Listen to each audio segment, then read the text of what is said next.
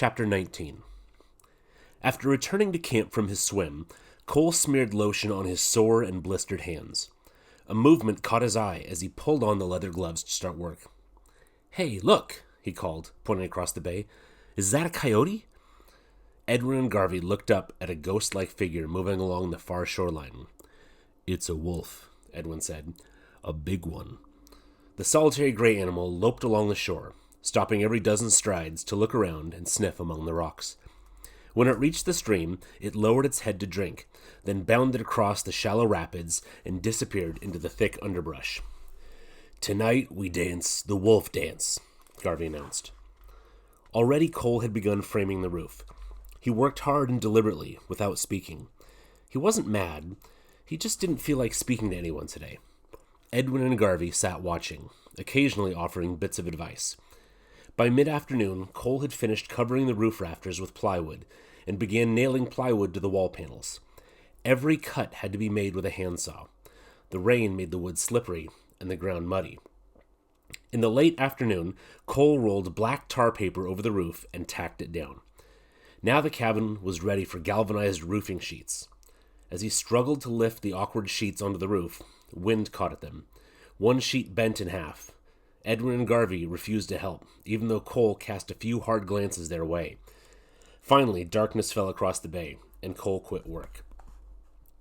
"Next year, every trace of your existence here will be removed from the island," Edwin said. "Taking this structure back down will be your last chore before leaving." "I'll just burn it," Cole grumped as he headed toward the tent. "I've had practice with that." "Where are you going?" asked Garvey. "I'm hitting the sack." "Not so fast, champ. We're hungry, and you still haven't danced the wolf dance." "I'm dog-tired, and I'm not your slave. There's cold cereal over there if you want some."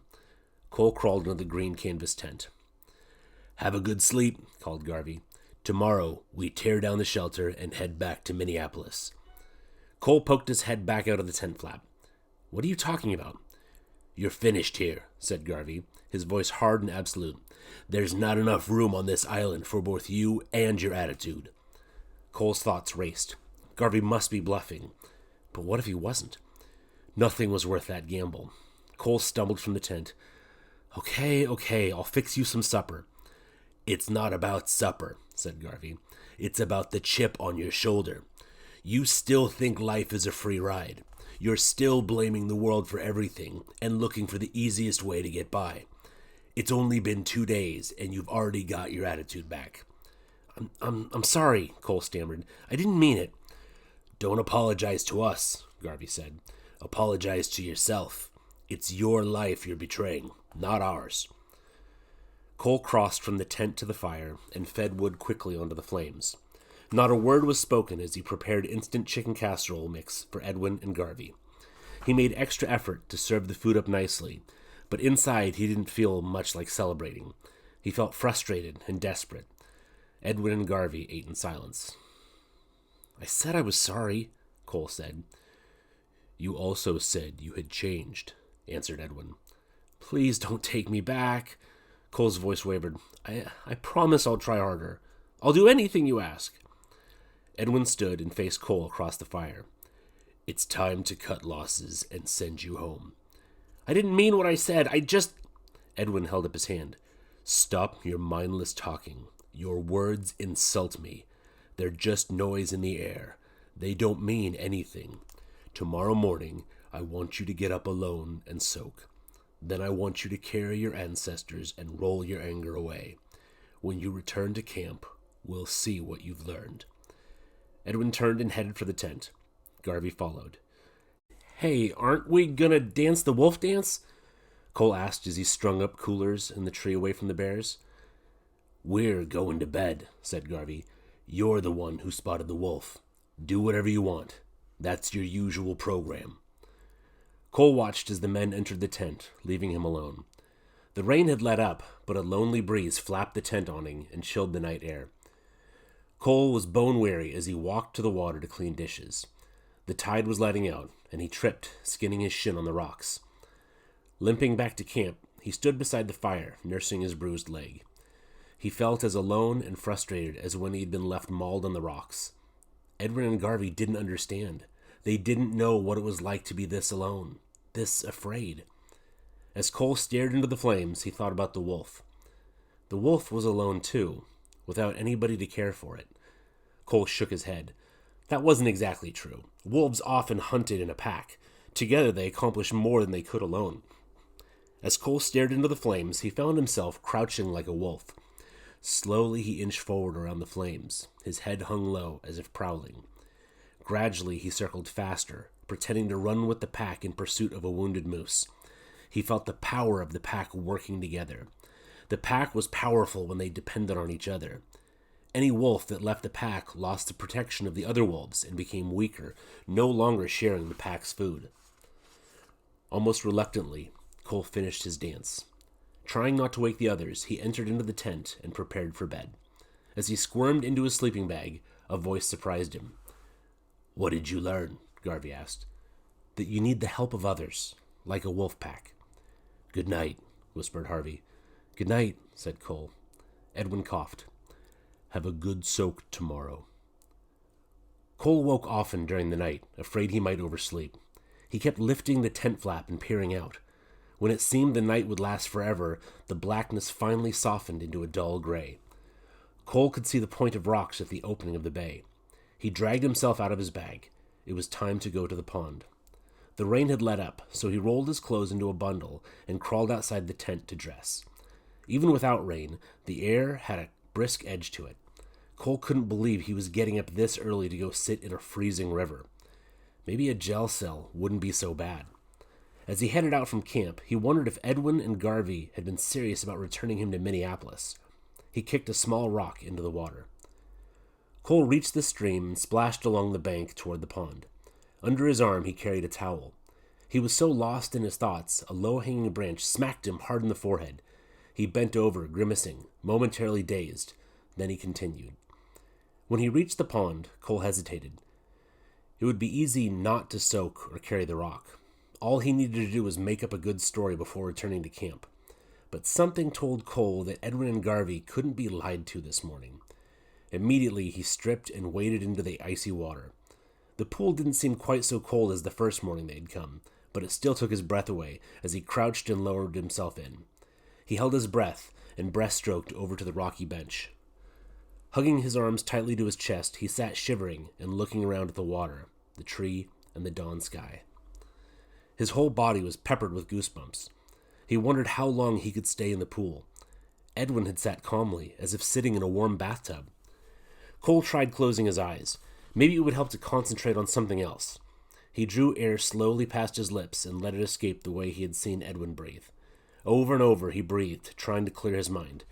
Gradually, he quit hugging his chest and let his arms drift out and away from his body until they hung suspended in the water. Cole found that if he sat completely still, his numb skin actually felt warm. He breathed deliberately, imagining himself as calm as the pond. Slowly his eyes opened, and he looked at the sky reflecting in the water. The floating clouds glowed red with the coming sunrise. A flicker of movement in the reflection made Cole glance up, but then he realized the movement was a fish hovering near his knees. Holding his breath, Cole watched the silver fish. He wondered how the trout would taste for breakfast. At the same instant he thought of eating the fish, it moved off and disappeared. Cole released his breath. Had he moved? Was that what scared the fish? Or had his thoughts exposed his presence? Surely the fish couldn't sense his thoughts. When Cole breathed again, he noticed that his breaths had cooled, as if he were sucking on a menthol cough drop. He also noticed that in the water his joints didn't ache, nor did he feel pain in his blistered hands. His few thoughts seemed distant from his body. The cold water somehow suspended his whole existence. When Cole finally left the pond, it was not because he'd gotten too cold or impatient, but because he had finished his soak. He drifted forward in the water until he could breaststroke gently, barely rippling the calm surface. On shore, Cole toweled dry. He felt he had discovered something, but wasn't sure what. All he had done was sit in cold water and try not to think, and yet that simple act had made him feel so calm. After dressing, Cole walked to where Edwin's ancestor rock had stopped when it rolled down the slope the day before. He moved stiffly from being so cold, but his joints didn't ache as they had when he crawled from the tent early that morning. He paused before lifting the rock and slowly stretched his body, touching his toes, reaching for the sky, twisting at the waist, and leaning backward. All the while, he kept breathing deeply. The deep breaths seemed to slow down his thoughts and make him calm. Cole wondered how Edwin had discovered this. Cole kept stretching. Then he lifted the rock and started up the hill. He neither rushed nor dawdled. He moved deliberately, trying not to look ahead at how far he had left to go. Instead, he tried to imagine each step as a day in his life. Whenever he stumbled, he imagined a day in his life when he had stumbled. There had been plenty of those days. But when he stopped to catch his breath, he looked back and saw how far he had come. He had come a long way since smashing Peter's head on the sidewalk. That seemed like another lifetime now. Cole wondered if the consequences of that moment would ever disappear. Cole grimaced as he looked at the rock in his arms. He didn't want to spend his life in a jail cell. He hugged the rock tightly to his chest. What a fool he had been. Things could be different. At the top of the hill, Cole lowered the rock gently to the ground and stood without pushing it. He couldn't stop wondering why he had been born and thinking about all the twisted events that had brought him to this moment. It seemed a bizarre dream to be standing alone on this rocky hillside in Alaska with a round stone at his feet, his mind filled with thoughts so totally different from anything he'd known running around on the streets back in Minneapolis. He felt like a new and different person. Slowly, Cole let go of his ancestors and allowed the stone to become his anger. He knew that he had to quit blaming others, including his father, for his problems. As long as blame still existed, so would his anger. He had to let go, the same way he let go of this rock. With that thought, Cole sank to his knees and placed both hands against the rock. With a grunt, he shoved it down the slope. As the rock tumbled faster and faster, Cole felt his body growing lighter. And when the rock smashed to a stop at the bottom, he felt as if he could fly. Now it was time to go back to camp and talk to Garvey and Edwin. Cole started down, looking ahead toward the pond. A movement caught his attention, and he spotted a large white shape disappearing into the tall trees below.